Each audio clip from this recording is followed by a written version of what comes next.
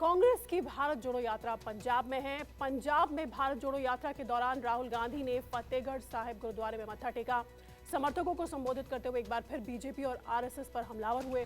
इधर कांग्रेस ने भारत जोड़ो यात्रा के जरिए विपक्ष को जोड़ने की कोशिश शुरू कर दी है।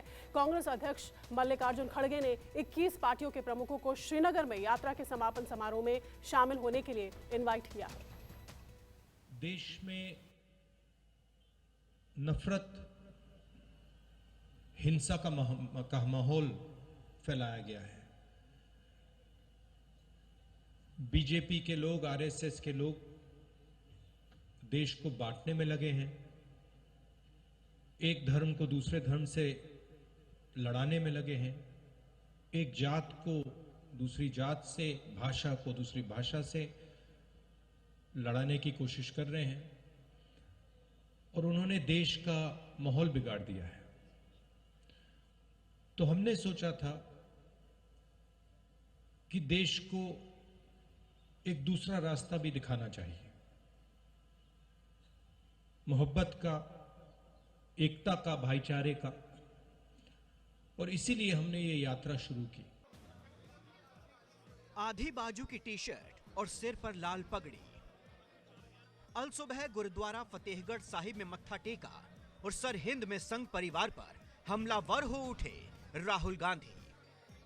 भारत जोड़ो यात्रा की अगुवाई कर रहे राहुल गांधी ने दावा किया कि बीजेपी और आरएसएस वाले देशवासियों को आपस में लड़ाने में मशगूल हैं और कांग्रेस की ये यात्रा प्रेम और भाईचारे का भाव जगा रही है।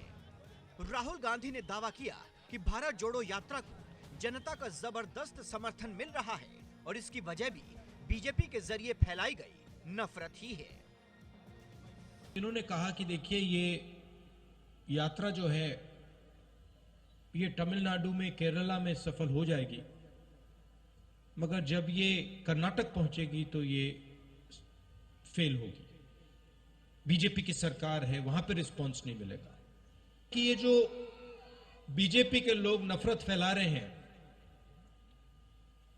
डर फैला रहे हैं, हिंसा फैला रहे हैं, ये इस देश का तरीका नहीं है, इस देश का इतिहास नहीं है, इस देश की हिस्ट्री नहीं है।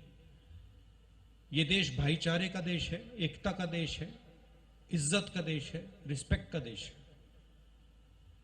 और इसीलिए ये यात्रा सफल हो रही है।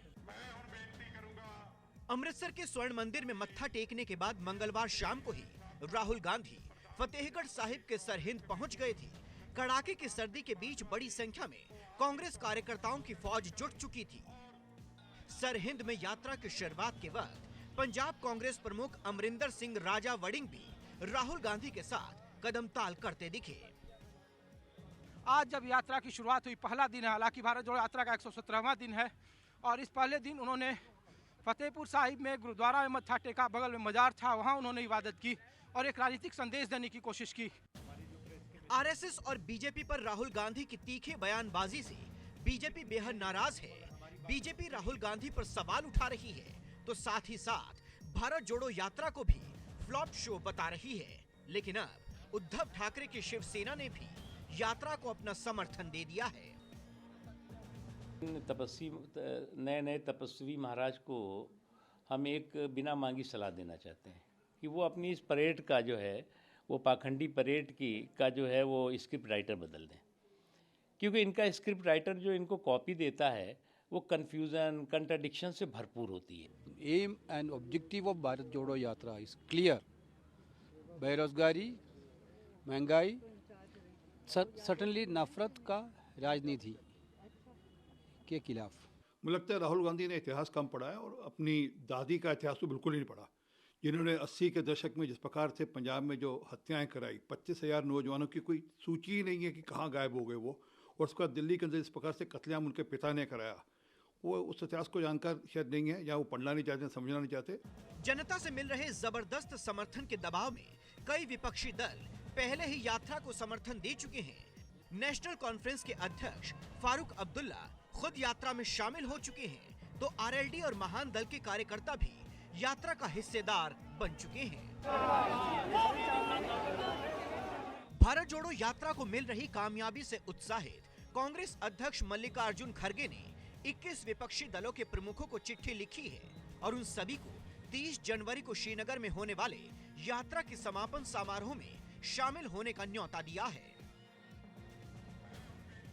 खड़गे की चिट्ठी के मुताबिक कांग्रेस ने समान विचारधारा वाली 21 विपक्षी पार्टियों को न्योता दिया है, लेकिन सूत्रों के मुताबिक अरविंद केजरीवाल की पार्टी आप, असदुद्दीन ओवैसी की AIMIM, के चंद्रशेखर राव की पार्टी BRS और जगन मोहन रेड्डी की पार्टी YSRC और नवीन पटनायक की पार्टी BJD को कांग्रेस की तरफ से न्योता नहीं मिला है।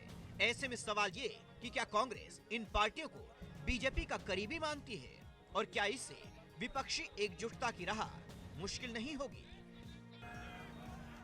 दिल्ली से कुमार गौरव और रमन कुमार के साथ ऋषिकेश, फतेहगढ़ साहिब।